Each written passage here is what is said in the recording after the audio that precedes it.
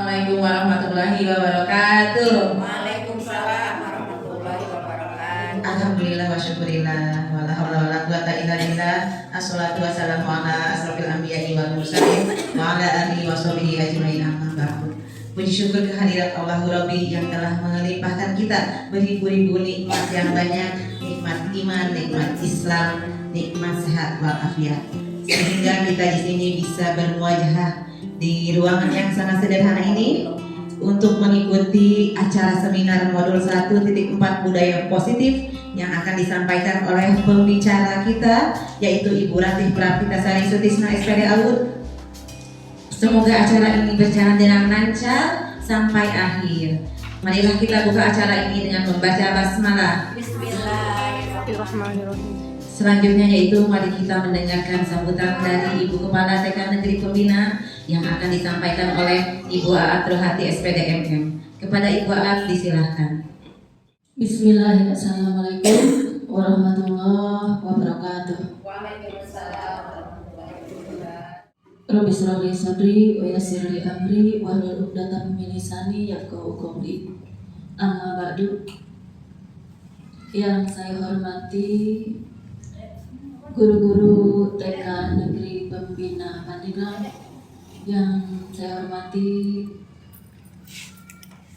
narasumber seminar modul 1.4 budaya positif, yaitu Ibu Ratih Prapitasari Sutisna SPD Aud, yang secara kebetulan Bu Ratih ini adalah sebagai guru TK Negeri Pembina Pandeglang dan yang pada saat ini mengikuti program guru penggerak. Syukur alhamdulillah bahwa pada hari ini kita dapat berkumpul bersama-sama di dalam ruangan yang sederhana ini, yaitu dalam rangka mengikuti seminar budaya positif. Saya ucapkan terima kasih pada Bu Guru yang sempat hadir dan menyempatkan waktunya untuk mengikuti kegiatan ini. Salawat beserta salam tetap kita curahkan pada Nabi besar Muhammad SAW, keluarganya, sahabatnya, serta kita sebagai pengikutnya. Mudah-mudahan mendapat syafaat sampai yaumil kiamat nanti. Amin ya rabbal alamin. Ibu-ibu yang saya hormati, patut kita syukuri bahwa kita telah diberikan atau satu kesempatan untuk teman kita sebagai guru penggerak yang pada saat ini telah lolos seleksi awal. Mudah-mudahan untuk selanjutnya mendapat kemudahan dan mendapat kelancaran. Semoga sukses diraih oleh terutama bagian dari guru kita, yaitu Bu Ratih Prapitasari Sutisna SPD Aud. Ibu-ibu yang saya hormati, seperti yang telah direncanakan pada hari ini kita berkumpul dan mudah-mudahan semua dapat menyimak acara ini dengan sebaik-baiknya, karena acara ini adalah sangat bermanfaat untuk kita semua, terutama untuk menambah wawasan pengetahuan sebagai komunikasi untuk bertukar pengalaman dan pengetahuan, sebagai wadah untuk mengidentifikasi masalah dan mencari cara pemecahannya. Dan marilah pada hari ini kita saksikan dengan seksama apa yang akan disampaikan oleh Ibu Ratih. Semoga bermanfaat untuk kita semua dan untuk narasumber terutama dalam melaksanakan tugas yang telah diberikan oleh panitia. Panitia guru penggerak terutama. Itu saja yang bisa saya sampaikan. Saya mohon maaf ya sebesar-besarnya, kurang lebihnya. Wabillahi taufiq wal hidayah. Assalamualaikum warahmatullahi wabarakatuh. Waalaikumsalam. Marilah kita sama-sama mendengarkan dan menyimak paparan yang akan disampaikan oleh Ibu Rati. Kepada Ibu Rati disilahkan. Bismillahirrahmanirrahim. Assalamualaikum warahmatullahi wabarakatuh. Waalaikumsalam warahmatullahi wabarakatuh. Yang saya hormati Bunda Kepala TK Negeri Pembina Kabupaten Pandeglang. Yang saya hormati rekan-rekan guru TK Negeri Pembina Kabupaten Pandeglang yang pada hari ini telah bersedia meluangkan waktunya untuk mengikuti kegiatan pada hari ini, yaitu grup sharing atau seminar tentang budaya positif di modul 1, tepatnya di modul 1.4, kegiatan pendidikan guru penggerak yang sedang saya jalani saat ini. Salawat berserta salam marilah kita panjatkan kehadirat Allah Subhanahu wa Ta'ala atas rahmat dan hidayahnya, karena pada hari ini alhamdulillah telah memberikan kita berupa sehat, berupa kebahagiaan. Untuk itu kita semua dapat berkumpul bersama di hari yang berbahagia ini. Pertama-tama saya ucapkan terima kasih yang sebesar-besarnya atas kesempatan dan kesediaan rekan-rekan semua untuk mengikuti dan mendengarkan sedikit sharing dari saya. Karena bagaimanapun ilmu yang saya dapatkan sedikit banyaknya itu alangkah baiknya apabila saya share ke teman-teman dulu yang terlebih dahulu, yang teman dekat dulu, yang paling utama yang saya akan bagikan ilmu yang sangat bermanfaat ini. Baiklah teman-teman, pada hari ini kita di sini, saya di sini sebagai masih calon guru penggerak ya ibu-ibu selama 6 bulan ibu-ibu. Teman-teman, sebagai masih calon guru penggerak selama kurang lebih 6 bulan ke depan, nanti di Januari Februari itu katanya libur dulu Bu, nanti di Maret dan sampai Mei itu kita dilanjut lagi kurang lebih 6 bulan pendidikannya, dan itu pun tidak akan luput dari saya akan pasti memerlukan bantuan, dukungan, motivasi dari rekan-rekan semua agar supaya apa yang saya jalani nanti lancar, mendapatkan kelancaran dan kemudahan. Karena bagaimanapun walaupun hanya saya yang terlihat menjalankan pendidikannya, tetapi ternyata butuh kolaborasi dan dukungan dari Bunda Kepala dan rekan-rekan sejawat di lingkungan sekolah yang saya ampu. Untuk itu kedepannya nanti apabila saya memerlukan bantuan dan dukungan dari teman-teman semua, mohon keikhlasannya untuk membantu saya seperti saat ini. Ya, langsung saja ya, budaya positif. Budaya positif itu seperti apa sih?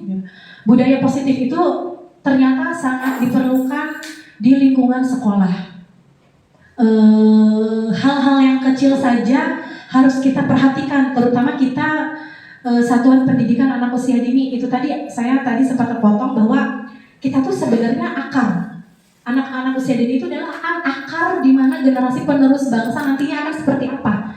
Jadi saya pribadi mempunyai prinsip bahwa saya itu tidak boleh salah di depan anak-anak. Kalau saya gitu ya, mudah-mudahan teman-teman juga sependapat ya. Saya tidak boleh salah menjawab pertanyaan anak.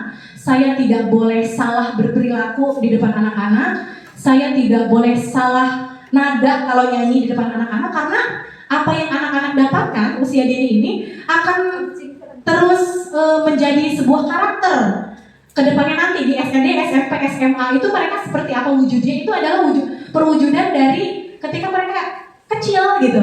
Apabila mereka masuk PAUD, ya berarti itu apa yang mereka dapatkan di PAUD gitu. Kalau tidak masuk PAUD berarti apa yang mereka dapatkan di lingkungan keluarganya, seperti itu. Jadi prinsip saya adalah kita berbicara, berperilaku, dan memberikan ilmu kepada anak itu tidak boleh salah, tidak boleh asal-asalan. Jadi apabila kita ragu menjawab pertanyaan anak, kita lebih baik searching lah di Google gitu. Terus kita juga kayak memperlakukan anak tidak boleh kayak asal-asalan gitu.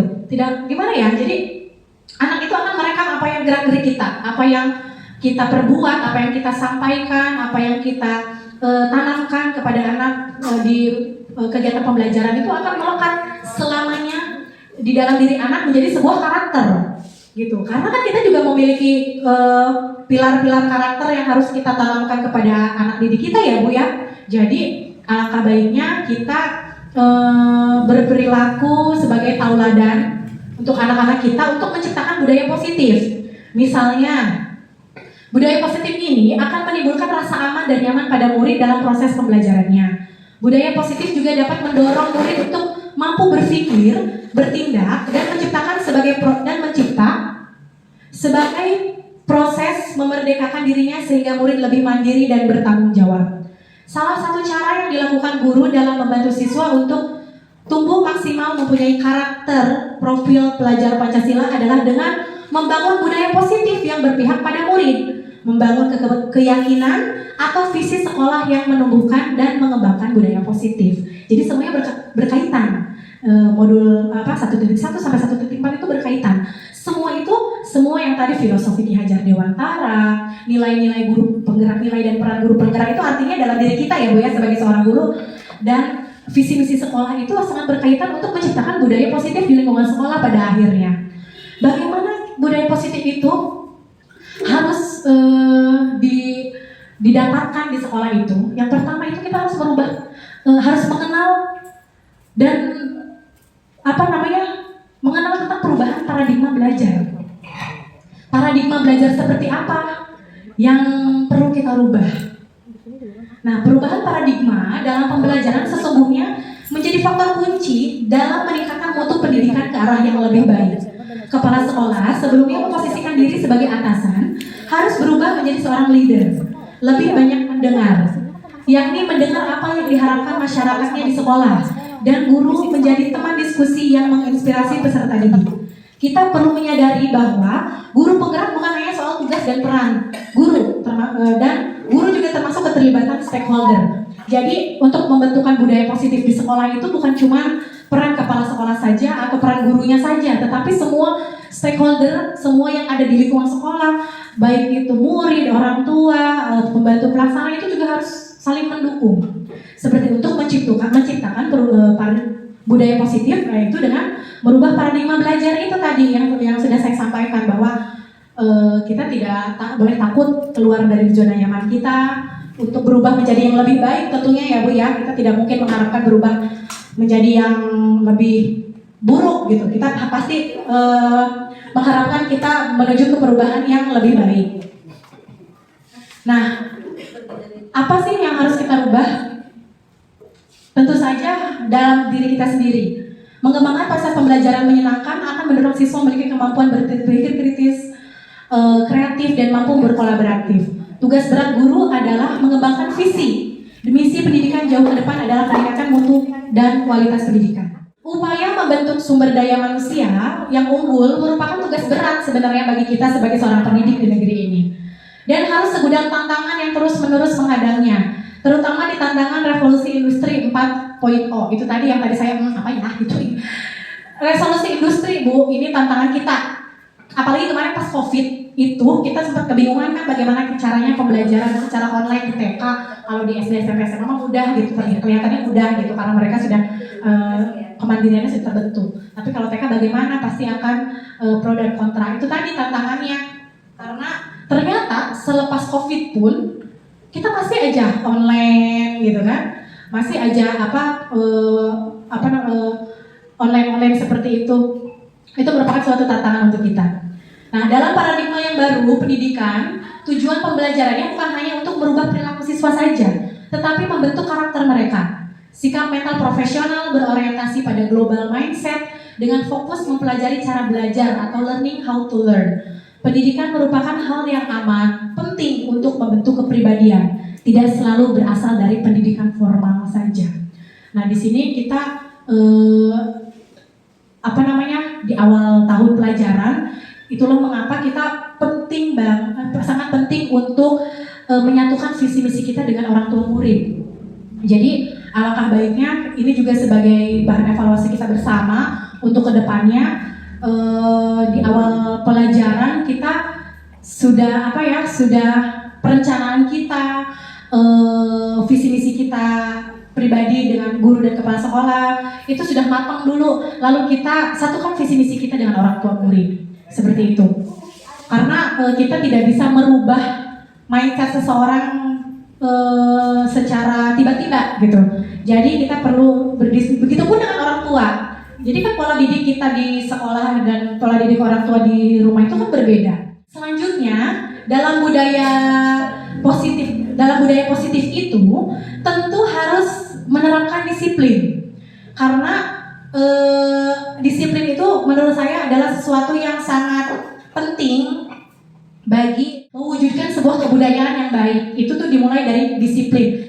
Disiplin positif ini merupakan suatu cara penerapan disiplin tanpa kekerasan dan ancaman yang dalam praktiknya melibatkan komunikasi tentang perilaku yang efektif antara guru dan anak.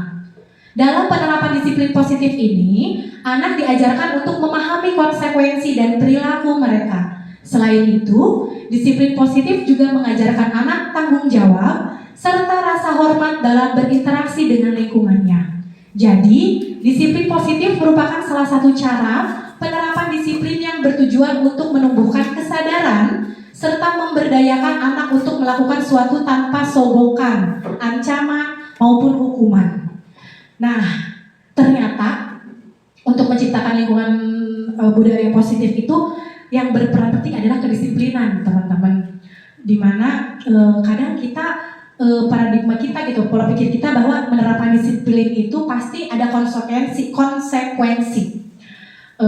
Itu bisa berupa hukuman, berupa ancaman, kekerasan, bahkan kalau di sekolah-sekolah yang tinggi, karena pas sharing dengan teman-teman yang di SMA SMK, karena katanya kalau di SMK mah mereka kan mewujudkan anak-anak yang sudah siap hidup secara mandiri gitu ya. Jadi kalau mereka kesiangan misalkan, ternyata hukumannya adalah push up, ternyata itu tidak boleh gitu, apalagi di TK gitu ya. Jadi kita diharapkan tidak ada lagi yang misalkan anak yang buang sampah sembarangan, hukumannya nyapu misalkan gitu. Tapi kita secara tidak kenal, tapi kan kadang kan itu baik untuk perkembangannya gitu. Iya boleh seperti itu, tapi kita caranya harus diperhalus. Misalkan anak itu buang sampah sembarangan, kamu buang sampah sembarangan, sapu sana, sapu. Karena kan kita kayak gitu ya. Kamu buang sampahnya sembarangan, coba sapu, ambil. Itu untuk anak TK tuh nadanya mengancam, memberi hukuman. Dan anak TK tuh kan perasaan masih halus gitu.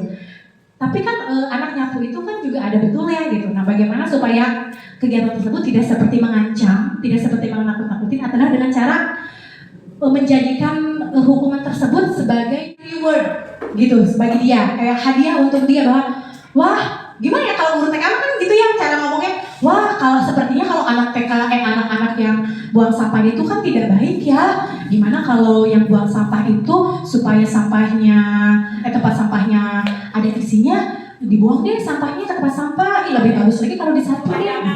Iya memang harus begitu Bu. Jadi kita tuh kayak nyuruh aja udah satu paragraf gitu. Kayak gitu. Jadi supaya membangkitkan semangat dan motivasi anak. Jadi tidak ada lagi perasaan anak yang saya dimarahin gitu, besok mau sekolah dimarahin gitu kan. Jadi contohnya seperti itu. Terus disiplin positif yang selanjutnya itu contohnya menerapkan kasih sayang. Contohnya adalah anak-anak kita, saya perhatikan senang banget nangkepin belalang. Itu kakinya dipotongkan, digunting. Terus siput itu rumahnya apa sih itu? Dihancurkan. Kadang kita, jangan kan kita gitu doang ya. Padahal itu harus konseling. Kan guru TK itu kita di waktu sekolah belajar tentang psikologi anak juga ya. Jadi kita juga berperan sebagai konselor. Jadi kalau kita menemukan anak yang seperti itu, kita sama-sama kita bimbing anak tersebut. Jadi maaf, anak-anak yang psycho itu tuh berawal dari situ tadinya, menyiksa binatang. menyiksa makhluk hidup. Jadi sebenarnya itu kadang kita suka anggap sepele, ih jangan ya, besok-besok jangan seperti itu, nggak boleh seperti itu ya, lepaskan binatangnya. Kadang kita suka seperti itu aja, udah beres aja gitu ya. Padahal anak tersebut butuh konseling. Gimana kalau kita ngobrol di anak-anak banyak, kan ada yang mendengarkan, ada yang tidak. Terkadang anak yang tersebut, anak yang melakukan tindakan tersebut juga kadang nggak dengar. Tapi kalau konselingnya kan face to face gitu. Jadi anak itu kita mencoba untuk memanajer anak, kita coba membentuk karakternya, membentuk pemahaman dia bahwa yang hal seperti itu tidak baik, itu makhluk ciptaan Allah segala macam. Karena itu hampir setiap hari saya melihat anak-anak yang seperti itu. Jadi itu tuh sebenarnya bukan hal yang sepele menurut saya, karena itu untuk sudah tahap ke penyiksaan makhluk hidup gitu. Kan kita juga ada kaitannya dengan aspek perkembangan yang kita terapkan ke anak ya, mencintai, menyayangi makhluk ciptaan Allah.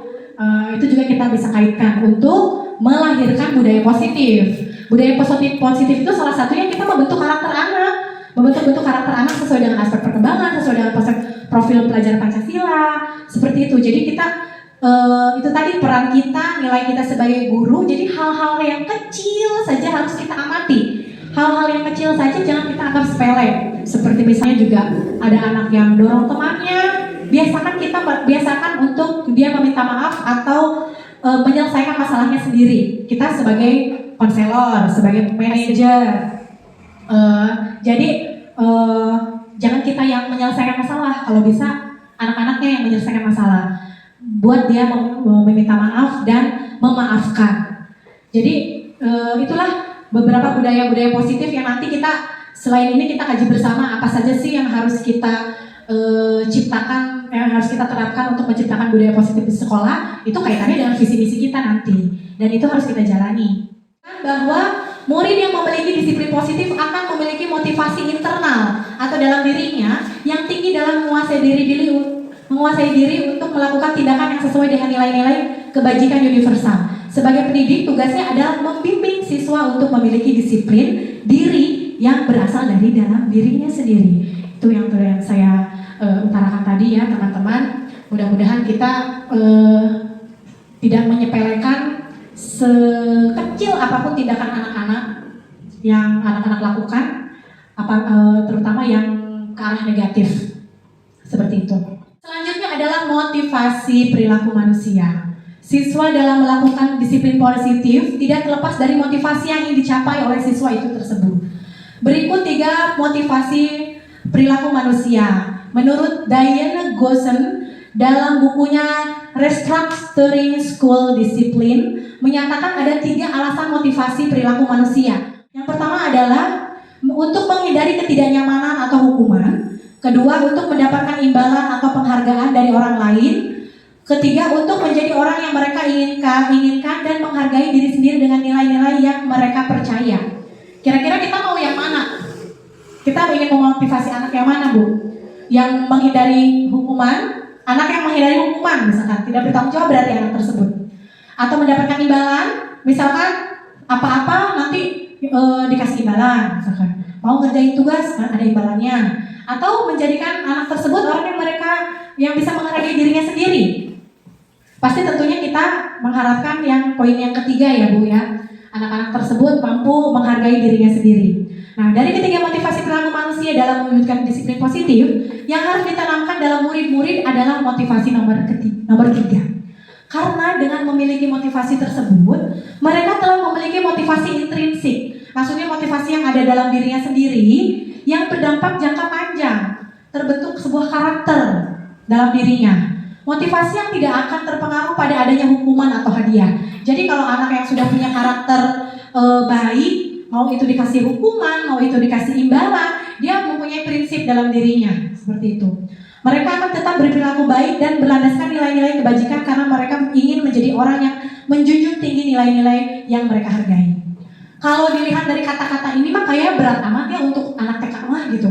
Kayaknya jangan lah anak TK mah. Tapi sebenarnya kalau kita kaji, justru ini penting diterapkan di TK.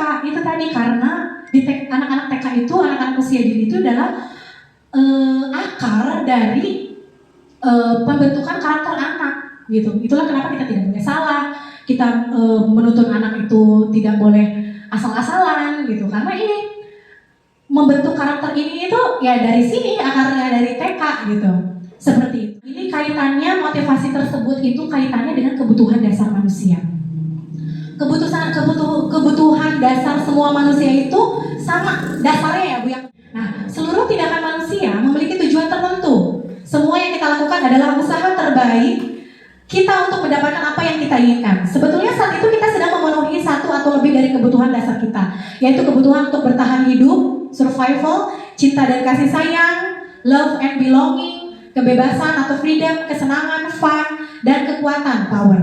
Ketika seorang murid melakukan suatu perbuatan yang bertentangan dengan nilai-nilai kebajikan atau melanggar peraturan, hal itu sebenarnya dikarenakan karena mereka itu gagal memenuhi kebutuhan mereka. Nah, kalau misalkan ada anak yang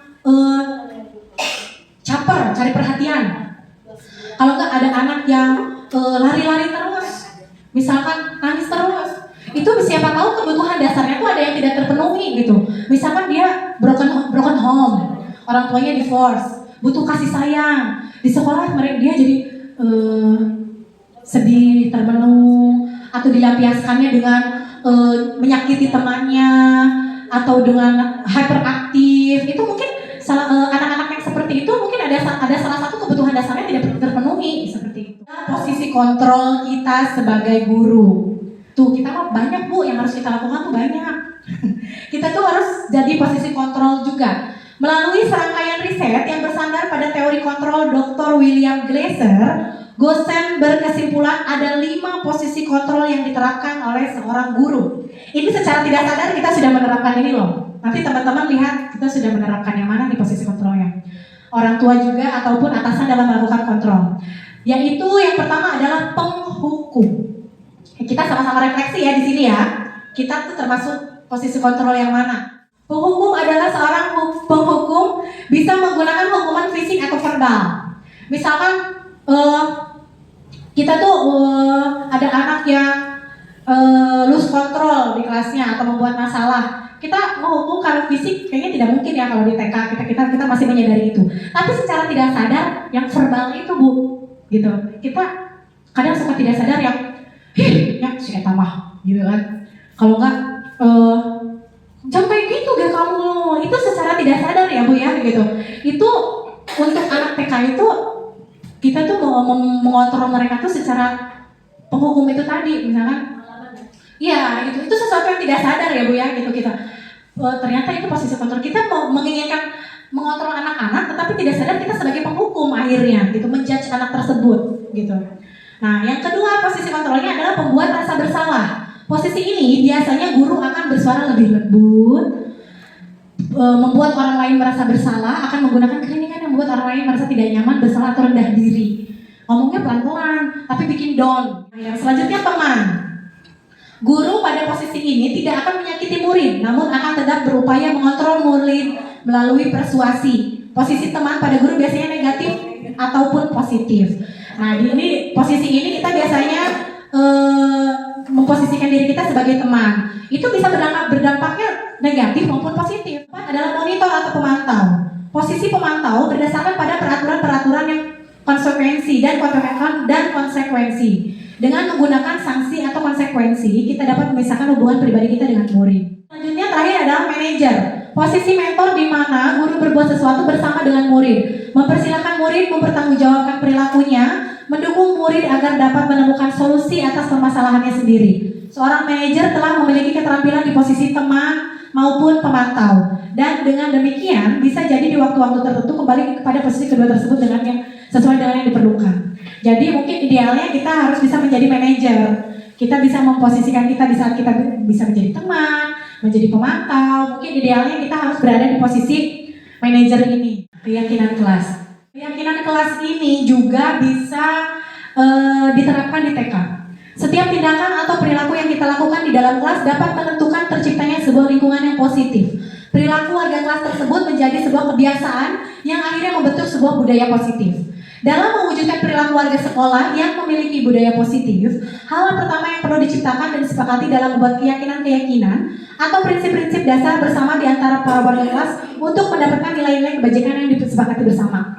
Ini personal antara guru dan murid. Nah, jadi kita di kelas itu di awal pelajaran itu kita idealnya membuat kesepakatan kelas. Misalkan kelas itu harus bagaimana, ataukah ada absen, ataukah tidak boleh menyakiti temannya, harus ada peraturan gitu di kelasnya gitu. Ini bisa dilakukan dengan cara lebih abstrak dari peraturan. Maksudnya tidak kaku gitu Bu peraturannya, apalagi untuk anak-anak TK. Terus keyakinan yang dibuatnya adalah pernyataan yang universal, maksudnya yang menyeluruh gitu, yang bisa mengcover semua kebutuhan anak. Dibuat dalam bentuk positif, tentu saja untuk membangunkan budaya positif kita menciptakan peraturan kelas yang positif. Misalkan buang sampah di tempat sampah, kembalikan peralatan main setelah bermain dirapikan kembali, sepatu sendal setelah dipakai disimpan kembali di rak. Itu peraturan-peraturan kelas di TK yang seperti itu. Kalau di SMP SMA mungkin yang lebih tinggi lagi ya. Kalau di TK mah hal-hal yang menjadi sebuah kebiasaan, hal-hal yang menjadi sebuah karakter bagi anak. Kalau di TK mah yang sedikit aja, terus sedikit aja yang udah diingat oleh anak, sesuai dengan kondisi kelas dan sekolah agar mudah diterapkan. Kemudian warga sekolah atau warga kelas juga dilibatkan dalam membuatnya. Alangkah baiknya ketika membuat peraturan kelas juga anak-anak juga dilibatkan. Artinya anak-anak juga sepakat dengan peraturan kelas. Kadang kita juga nggak sadar sudah menerapkan itu, cuman tidak dibikin bagan aja gitu. Kalau nanti mungkin kita harus bikin bagan. Kalau anak-anak TK kan tidak bisa menulis, jadi kita kreasikan dengan mungkin nanti membuat peraturan kelasnya dengan gambar. Misalkan harus buang sampah di tempat sampah, bikin orang yang gambar anak yang buang sampah di tempat sampah, kayak gitu-gitulah. Itu bisa disesuaikan dengan kreativitas masing-masing. Yang terakhir adalah segitiga restitusi. Segitiga restitusi itu adalah salah satu cara kita membantu anak untuk menyelesaikan masalah-masalah mereka dengan tahapan-tahapannya. Untuk sebuah cara menanamkan disiplin positif kepada anak untuk menciptakan kondisi bagi murid untuk memperbaiki kesalahan mereka, sehingga mereka bisa kembali kepada kelompok mereka dengan karakter yang lebih kuat. Jadi kadang kita menyelesaikan masalah anak tuh udah aja gitu ya, misalkan mempertemukan anak yang bermasalah, kalau nggak kita face to face dengan anak yang punya masalah pribadi, udah beres aja. Ternyata di segitiga restitusi ini ada tahapannya. Misalkan ketika anak mempunyai masalah, kita tuh harus memfasilitasi tindakan apa yang salah, apa kejadiannya, kita harus amati dulu. Jangan sampai kita salah memfasilitasi. Tidak memfasilitasi terlebih dahulu, kita langsung menjudge anak yang dituduh itu yang ngedorong, padahal kenyataannya tidak kan ada anak yang seperti itu ya. Tiba-tiba anak tersebut itu drama gitu, pengen diperhatikan karena kebutuhan dasarnya tidak terpenuhi, jatuh tiba-tiba menyalahkan temannya karena kita tidak memfasilitasi, kita langsung tuh mempertemukan anak tersebut, akhirnya terjadi kesalahpahaman. Inilah gunanya segitiga restitusi. Sebelum itu ketika kita berhadapan dengan masalah, anak-anak yang bermasalah, kita telaah dulu apa masalahnya. Nah, menanyakan keyakinannya, artinya nilai-nilai seperti apa yang disepakati. Misalnya kalau misalkan anak yang berantem, menanyakan keyakinannya itu adalah maksudnya dengan cara harus terbiasa meminta maaf dan memaafkan, kayak seperti itu yang digalinya. Kemudian menstabilkan identitasnya. Nah, jadi menstabilkannya adalah supaya anak-anaknya kembali ke kondisinya. Kalau yang berantem bisa berbaikan, kalau yang tidak mau sekolah bisa mau sekolah lagi, seperti itu contohnya. Ini tahapan-tahapannya ternyata seperti itu. Atau mungkin kita secara tidak sadar sudah melakukan itu sebenarnya kalau di TK mah, karena di TK mah banyak kasus setiap harinya ya Bu ya.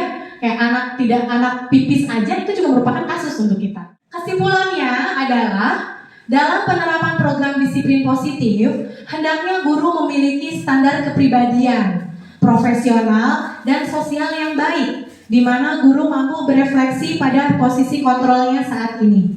Bagaimana perjalanan dirinya sebagai among atau posisi manajer yang menuntun murid-murid menjadi insan mandiri, merdeka, dan bertanggung jawab. Itu menurut standar nasional pendidikan. Nah, itu kembali lagi kepada diri kita sendiri teman-teman, karena walaupun itu tadi yang seperti saya sampaikan tadi di awal, bahwa walaupun yang menjalankan pendidikan adalah saya sendiri, tetapi alangkah baiknya kita semua sebagai seorang pendidik mampu memiliki kepribadian profesional dan sosial yang baik. Karena tanggung jawab kita sebagai guru ternyata saat ini bukan cuma kepada anak saja, tetapi kepada rekan sejawat, orang tua, lingkungan sekitar. Itu akan menilai kita, bagaimana kita, pribadi kita, keprofesionalan kita sebagai seorang pendidik, dan kemampuan kita bersosialisasi kepada orang lain di lingkungan sekolah itu bagaimana. Jadi mudah-mudahan apa yang saya sampaikan itu bisa menjadi sebuah ilmu yang bermanfaat untuk teman-teman semua, membuka mata hati dan paradigma kita semua bahwa oh ternyata ada sesuatu yang baru yang perlu kita terapkan nih di sekolah gitu. Ya, tetapi kita sama-sama saling mengingatkan bagaimana kita bisa menjadi pribadi yang baik, menjadi guru yang profesional. Kita sama-sama belajar, kita sama-sama bertekad memiliki visi dan melaksanakan misi dengan baik untuk kemajuan TK Negeri Pembina Kabupaten Pandeglang. Amin amin amin. Ya, demikianlah yang bisa saya sampaikan, pemaparan atau sharing dari modul 1, lebih tepatnya modul 1.1 tentang budaya positif di lingkungan sekolah. Kurang lebihnya saya mohon maaf, mudah-mudahan apa yang saya sampaikan bisa menjadi sebuah ilmu yang bermanfaat untuk teman-teman semua. Mohon maaf apabila ada kesalahan, kekurangan, itu semua murni dari saya pribadi, karena kesempurnaan hanya milik Allah Subhanahu wa taala. Mudah-mudahan dimaklumi adanya. Selanjutnya saya ucapkan terima kasih. Wassalamualaikum warahmatullahi wabarakatuh. Terima kasih kepada Ibu Rati yang sudah menyampaikan ilmunya begitu banyak ya. Alhamdulillah ilmu kita menambah, bukan satu lagi tapi banyak. Kalau saya disuruh mengulik modul yang Bu Rati baca, sepertinya saya tidak mungkin karena ada beberapa faktor ya. Alhamdulillah kita diberi matanya saja oleh Bu Rati. Terima kasih atas ilmunya, semoga bermanfaat. Oke, dilanjut ya. Apakah ada yang mau bertanya? Silahkan, satu pertanyaan.